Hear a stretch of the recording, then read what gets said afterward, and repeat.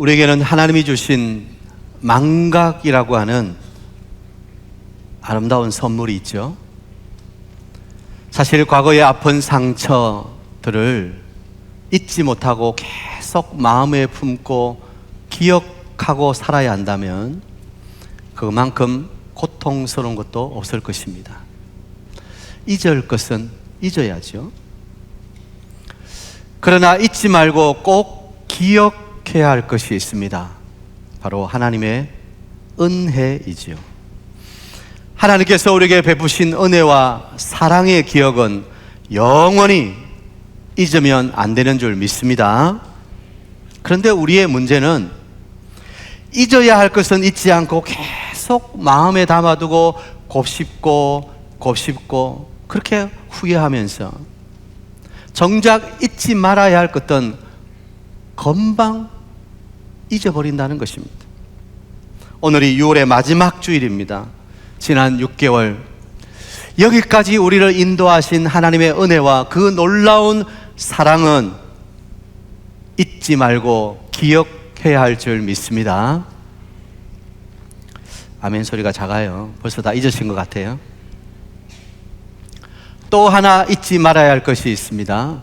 그것은 이 민족을 향한 하나님의 구원의 역사입니다.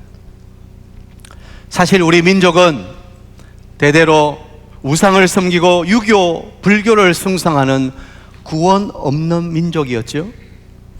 그런데 하나님께서 이런 민족을 불쌍히 여기셔서 1885년 4월 5일 아펜젤러 부부와 언더우드 선교사가 인천 제물포항에 발을 디딤으로 이 민족의 복음의 문을 활짝 여신 거예요. 4월 5일은 부활주일이었습니다.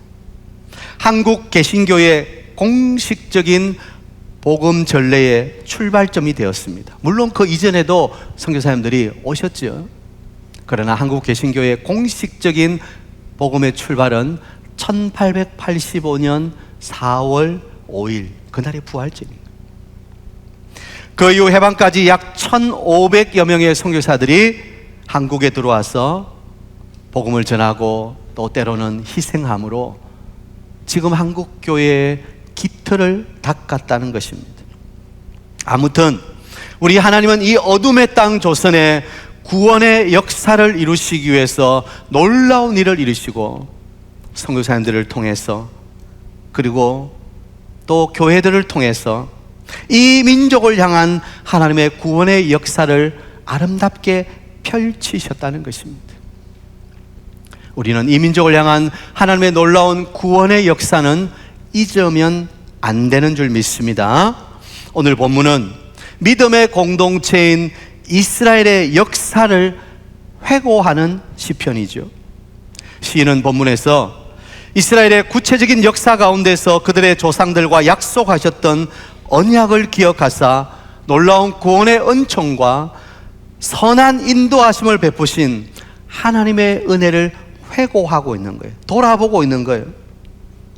그리고 이스라엘 백성들에게 우리의 역사를 좀 들여다보아라. 그리고 그 가운데 하나님이 하신 놀라운 일을 좀 기억해라. 그들의 믿음을 일깨우고 있다는 것입니다. 오늘 본문 5절 6절을 보면 그의 종 아브라함의 후손 곧 택하신 야곱의 자손 너희는 그가 행하신 기적과 그의 이적과 그의 입의 판단을 기억할지어다. 그렇게 말씀하고 있는 거예요. 기억하라는 거예요. 하나님께서 행하신 일을 기억하라 권고하고 있는 거예요. 왜냐하면 지금 이스라엘의 이 신앙 공동체는 믿음의 기초가 흔들리고 있기 때문에 개인이나 가정이나 공동체가 믿음이 흔들리고 있다는 거예요. 하나님을 섬긴다고 하면서도 우상을 겸하여 섬기고 이방 나라들의 그 번영을 부러워하고 그렇게 자꾸 세속적인 길로 나아가고 있다는 것입니다. 이스라엘의 신앙을 다시 회복하는 길은 그들의 역사 속에서 행하신 하나님의 놀라운 기적과 이적과 영광스러운 일들을 보면서 기억하면서 다시 그 하나님의 은혜 앞으로 나오는 것이다. 그런데 안타깝게도 이스라엘은 그 하나님의 행하신 놀라운 영광스러운 일들을 기억하기보다는 어리석고 악한 일들을 기억하는데 더 익숙해져 있었다는 것입니다. 그래서 시인은 안타까운 마음으로 하나님께서 행하신 일들을 기억하라, 그렇게 호소하고 있는 것이죠. 그런데 오늘 이 안타까움이 우리 민족에게도 있다는 것입니다. 우리 민족을 향한 하나님의 영광스러운 일들을 기억하기보다는 어리석고 악한 일들, 세상적인 일들을 생각하는데 우리가 더 익숙해져 있다는 거예요. 지금 우리나라는 경제적 번영과 세계적인 문화 위상이 굉장히 높아요. 이 K-문화라는 것이요, 뭐 K-팝에다가 K-푸드에다가 K-뷰티에다가 K-드라마에다가 아무튼 한국적인 것이 이제 세계적인 것이 되었어요. 얼마 전에도 여기에 BTS 공연했지요. 우리는 별로 관심이 없으니까 뭐 그렇지만 세계 사람들이 부산으로 몰려오는 거예요. 그런데 이런 모든 것들이 마치 우리의 노력과 우리의 힘으로 된 것처럼 생각하고 우리가 자만하고 오히려 우리는 점점 더 세속적인 길로 걸어가고 있다는 것입니다. 그래서 오늘 시편 저자는 이러한 이스라엘의 잘못을 깨우치기 위해서 구체적으로 과거의 역사 속에서 섭리하셨던 그 하나님의 은혜의 손길, 과거의 역사의 한 걸음 한 걸음 하나님께서 선한 손으로 인도하셨던 그것을 소개하고 있는 거예요. 그리고 기억하라는 거예요. 그리고 그 과거에 역사하셨던 하나님이 오늘도 동일하게 역사하시는 살아계신 우리의 하나님이시다, 그렇게 말씀하고 있는 것이죠. 자, 오늘은 이스라엘의 역사가 아니라 우리 민족의 역사를 통해서 여전히 일하고 계신 하나님, 그리고 그 하나님이 오늘 살아계신 나의 하나님이심을 살펴보는 기회가 되었으면 좋겠습니다. 지난 25일은 6.25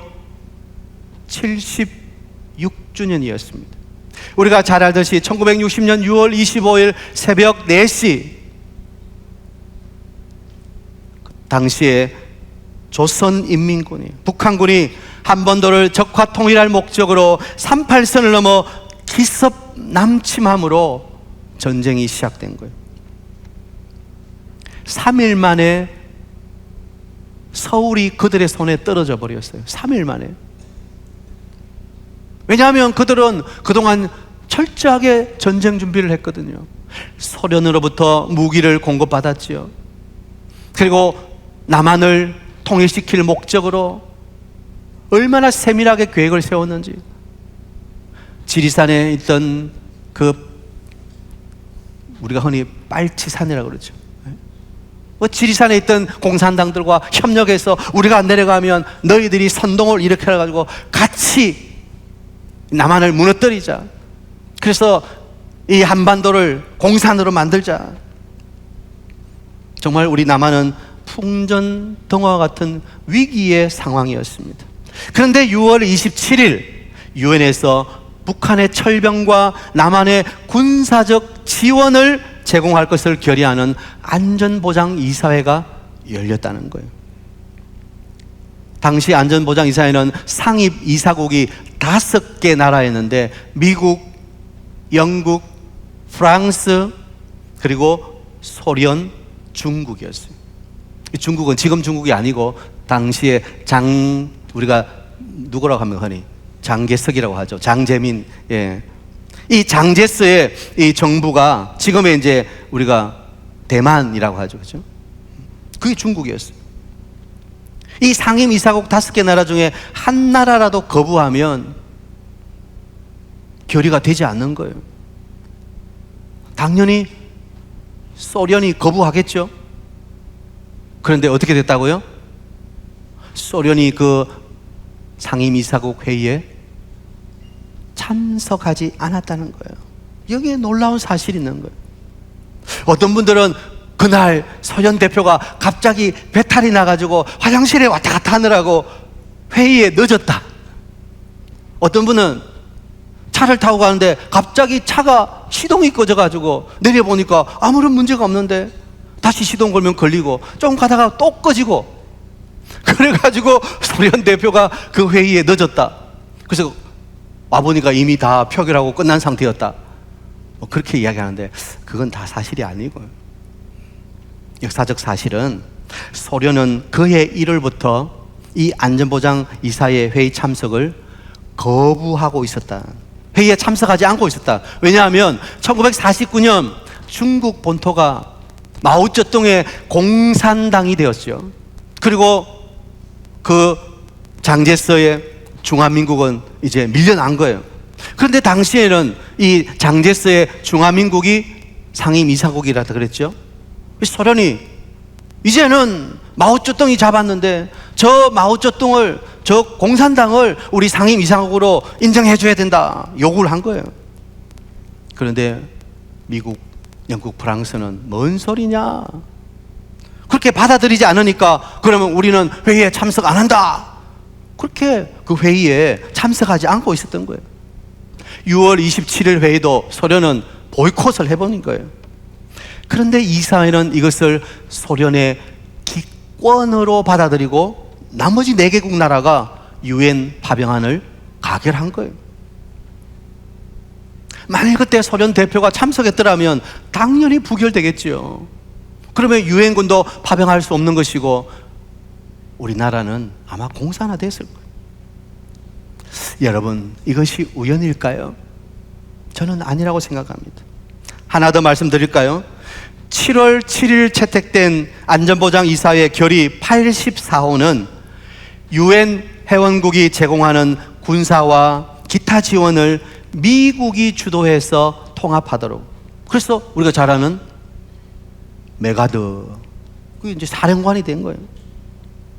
그리고 참전하는 나라들은 자기 각국의 국기를 사용하면서 또한 유엔기를 사용할 수 있도록 권한을 부여한 거예요. 유엔 국기. 그런데 지금까지 이 유엔기를 사용할 수 있도록 허락한 것은 유례가 없는 일이에요. 한 번도 일어난 일이 없는 일이에요. 그런데 우리 6.25에 이 유엔기를 사용할 수 있도록 허락을 해준 거예요. 여러분, 이 모든 일이 정말 우연일까요? 하나님이 이 민족을 향하신 놀라운 사랑의 섭리라고 설명할 수밖에 없는 거예요. 하나님께서 이 민족을 향한 놀라운 계획을 가지고 계시고 이 민족을 붙들고 계셨다는 것입니다. 공산화되지 않도록. 또 당시 피난 온 우리 정부와 각지에서 모인 우리 목회자들이 여러분 아시는 것처럼 부산에 있는 초량에 있는 초량교회에 모여서 구국 기도회를 하고 있었어요. 이 6.25가 일어난 것이 바로 신사 참배했던 우리의 죄악 때문이라고 회개하면서 하나님께서 다시 이 민족을 긍휼히 여기시고 공산화를 막아주시고 살려달라고 눈물로 부르짖어 기도하는 거예요. 그런데 그 기도회를 하다가 이제 끝나야 되는데 기도회를 2주간을 더 연장해서 기도회를 한 거예요. 그 끝나는 날이 언제? 9월 15일. 9월 15일이 어떤 날이죠?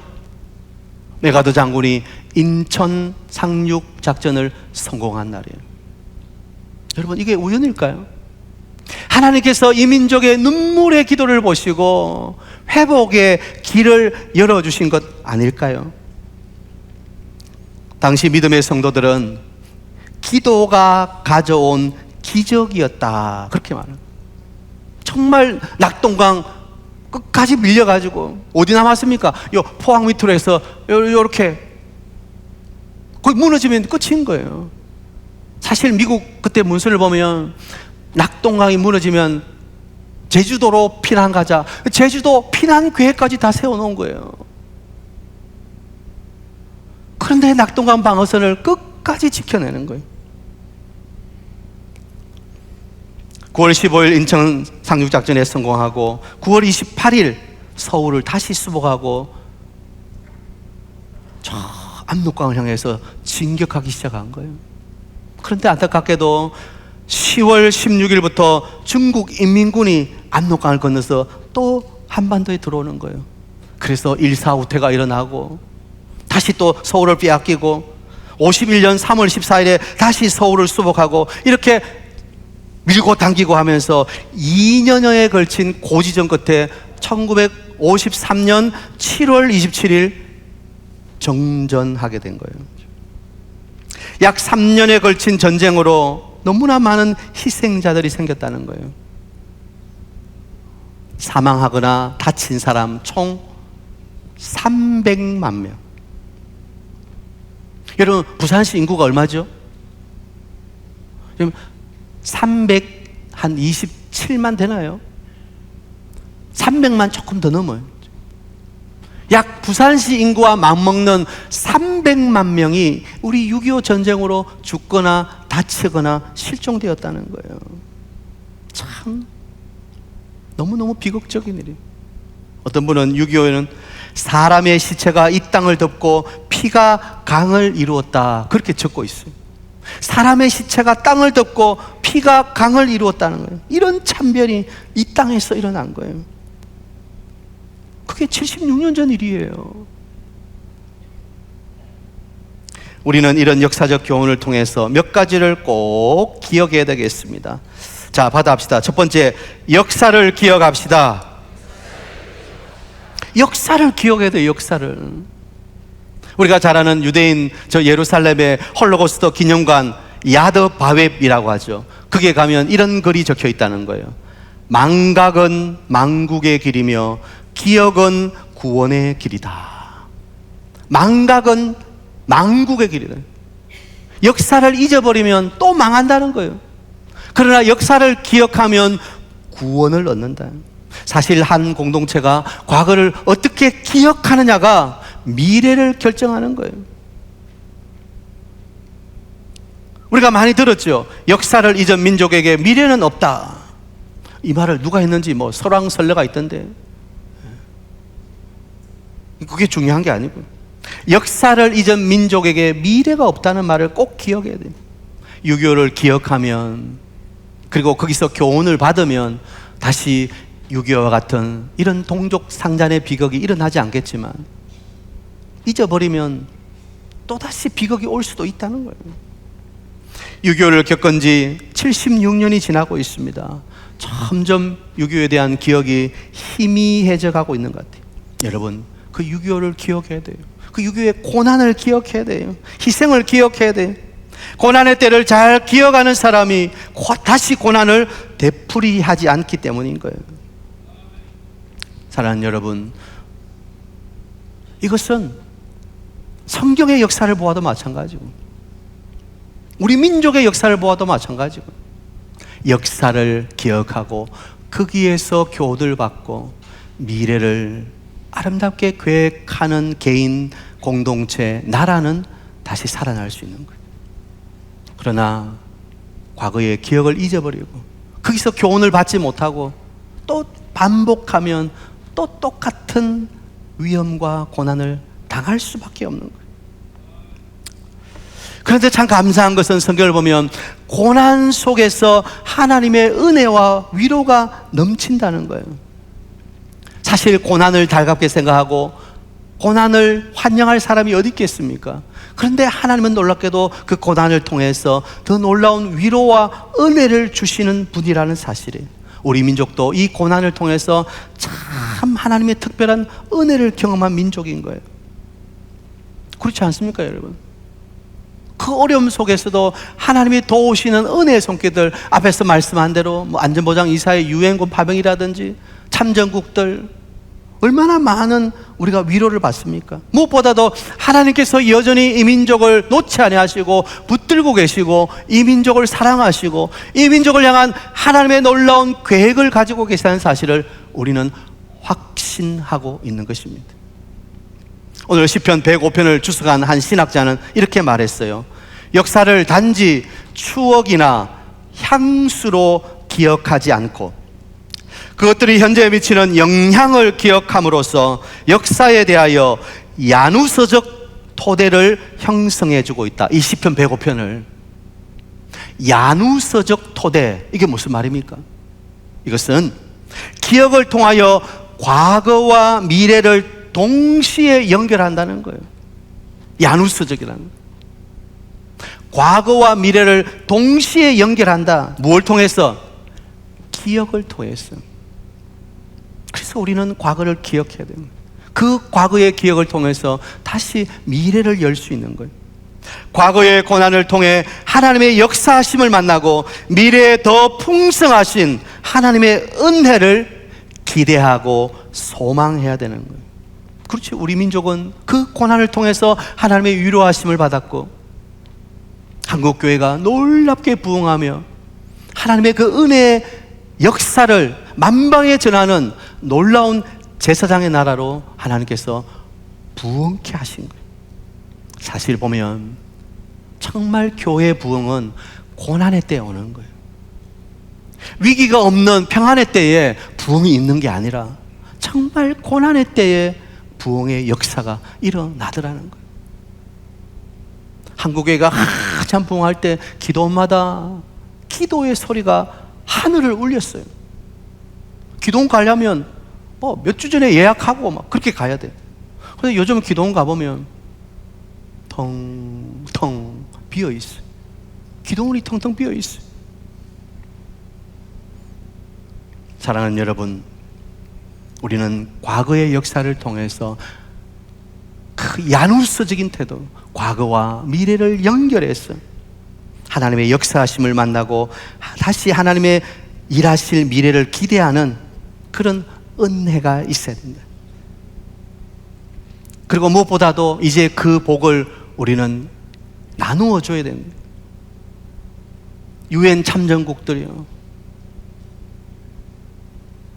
이 땅에 찾아와 목숨을 걸고 싸워준 그들이 있었기 때문에 자유가 지켜졌다는 것을 기억해야 돼요. 당시 참전했던 그 군인들의 평균 나이가 20대 초반이에요. 20대 초반.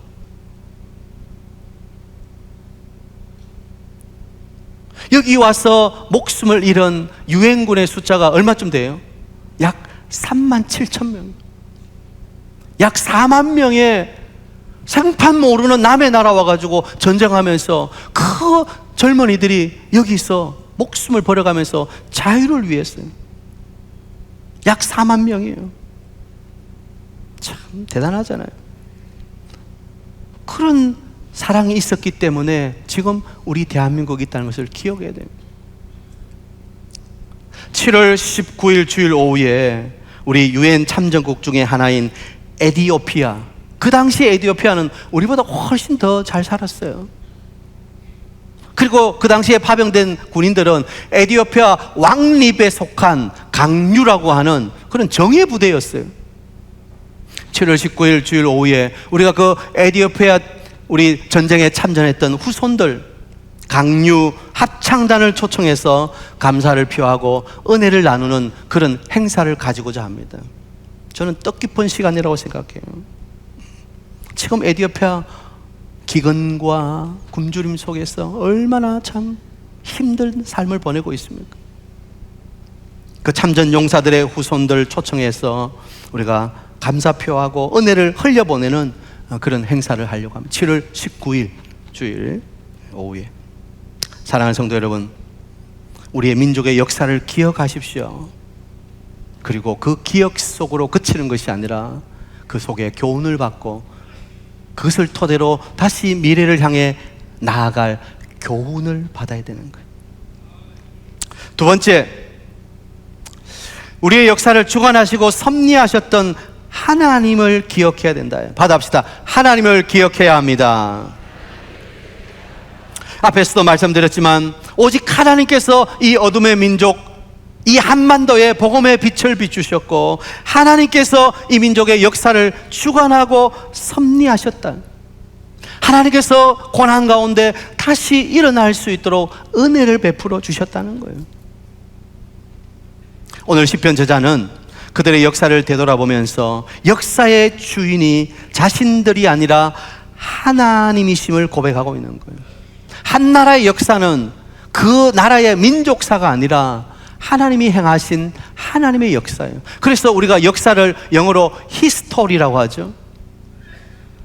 이것은 두 개의 단어가 합성된 거예요. His story, 그분의 이야기. 역사는 우리 인간의 이야기가 아니라 하나님 그분의 이야기인 거예요. 그들의 역사는 민족사가 아니라 하나님의 역사였고 하나님의 말씀, 언약의 성취였다고 오늘 시편 기자는 고백하고 있는 것입니다.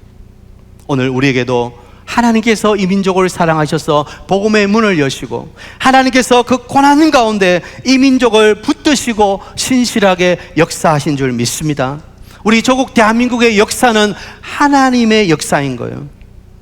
하나님께서 이 나라의 주인공이신 거예요. 오늘도 하나님께서 이 민족의 역사를 써내려가고 계시는 것을 믿으시기를 축복합니다. 믿음의 삶이란 어떤 상황 가운데서도 하나님의 일하심을 믿고 하나님의 말씀대로 반응하며 사는 삶인 것을 잊어서는 안 되는 거예요. 오늘 한국교회 성도들이 믿음으로 산다는 게 뭔가요? 하나님께서 섭리하고 계시고 하나님이 역사하고 계시고 하나님이 이 민족과 우리의 인생을 붙들고 계신다. 여기에서 흔들리면 안 되는 거예요. 그걸 믿고 고백하며 살아가는 게 믿음의 삶입니다. 오늘 본문 17절부터 19절 보면 창세기에 나오는 요셉의 삶을 통해서 그것을 보여주시는 거예요. 자, 본문 17절. 그가 한 사람을 앞서 보내셨으며 요셉이 종으로 팔렸도다. 그의 발은 착고를 차고 그의 몸은 쇠사슬에 매였으니 곧 여호와의 말씀이 응할 때까지라. 그의 말씀이 그를 단련하였도다. 오늘 말씀하는 것은 요셉의 생애를 통해서 하나님의 약속의 말씀, 그 언약이 어떻게 신실하게 이루어졌는지를 눈으로 보여주는 거예요. 요셉은 형들에게 팔렸어요. 노예가 되었어요. 감옥에 갔어요. 그러나 이 모든 그의 생애는 하나님의 섭리 속에서 보아야 되는 거예요. 어떤 상황에서도 하나님의 섭리를 깨닫고 믿는 믿음의 눈으로 보아야 성경이 해석이 되는 거예요. 요셉이 곡물을 사러 온 형들에게 뭐라 그랬어요? 창세기 45장에 보면 형들이 나를 이곳에 판 것이 아닙니다. 하나님이 당신들을 구원하시려고 나를 당신들보다 앞서서 여기에 보내신 것입니다.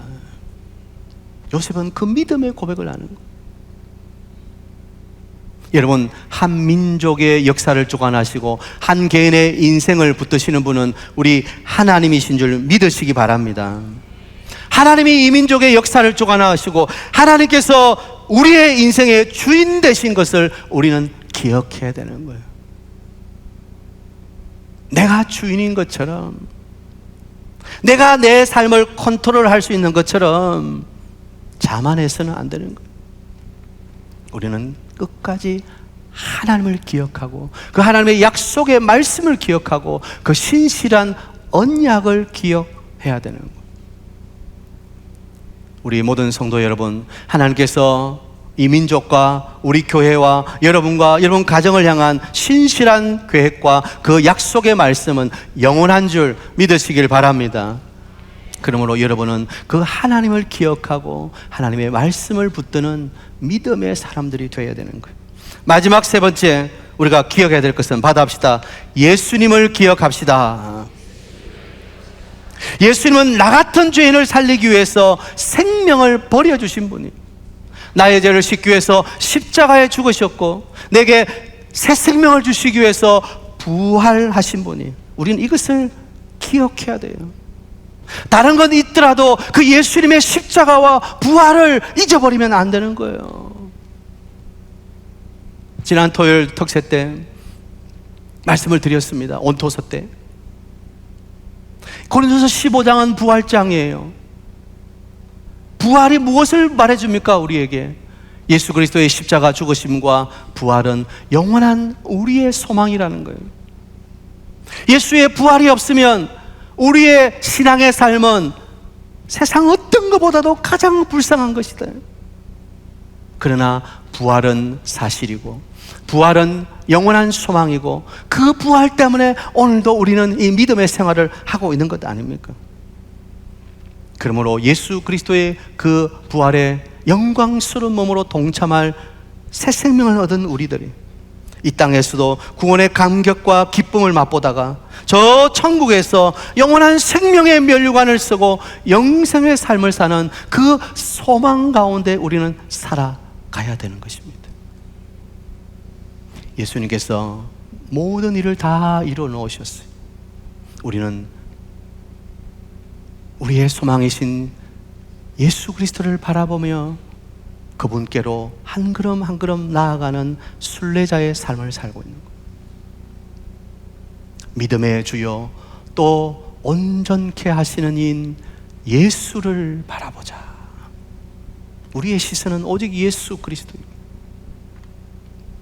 사랑하는 우리 성도님들, 그 예수님의 십자가와 부활의 기적과 역사를 항상 기억하며 믿음으로 소망 가운데 그리고 이 민족의 역사를 하나님께서 오늘도 주관하고 계시는 것을 확신하고 우리는 기도하고 믿음으로 동참하는 거예요. 통계를 보니까 우리나라 경제가 옛날에는 10위권 안으로 올라갔잖아요. 지금은 이제 13위예요. 13위. 좀 하락해 있어요. 그러나 보면 이 경제적인 이 풍요가 얼마나 더한지 몰라요. 그죠? 왜 떨어졌는지 잘 모르겠어요. 지금 코스닥 시장하고 보면은 얼마나 지금 호황입니까? 그러나 이 호황 가운데 우리가 놓치지 말아야 될 것은 하나님이 역사의 주인이라는 사실, 하나님께서 이 민족을 붙들고 계신다는 사실, 우리가 잘했어, 뭘 유치해가지고 큰 프로젝트를 성공해가지고 그렇게 된 거 아니에요. 하나님께서 이 민족을 여전히 사랑하고 계시고 하나님께서 역사의 주인이시기 때문에, 그리고 이 마지막 시대에 이 민족을 열방의 제사장 나라로 쓰시고자 하는 하나님의 섭리가 있다는 거예요. 이 민족은 한라에서 백두까지, 백두에서 땅끝까지 주의 복음을 전하는 제사장의 나라가 되어야 되는 줄 믿습니다. 우리 사직동 교회도 이 땅에 잃어버린 영혼을 구원하고 이 땅에 하늘의 예고편을 보여주는 천국 지점이 되어야 되는 거예요. 천국 지점. 우리 모든 성도들의 삶이 항상 소망과 기쁨으로 믿지 않는 자들에게 하늘의 소망을 보여주는 천국의 대사가 되어야 됩니다. 6.25 76주년을 보내면서 우리가 기억해야 될 것, 역사를 기억하고 하나님의 섭리를 기억하고 우리의 죄와 우리의 영원한 영생을 위해 이 땅에 오신 예수 그리스도를 기억하며 오직 흔들리지 않는 믿음으로 살아가는 영원한 하늘나라 천국 백성 다 되시기를 주의 이름으로 축복합니다.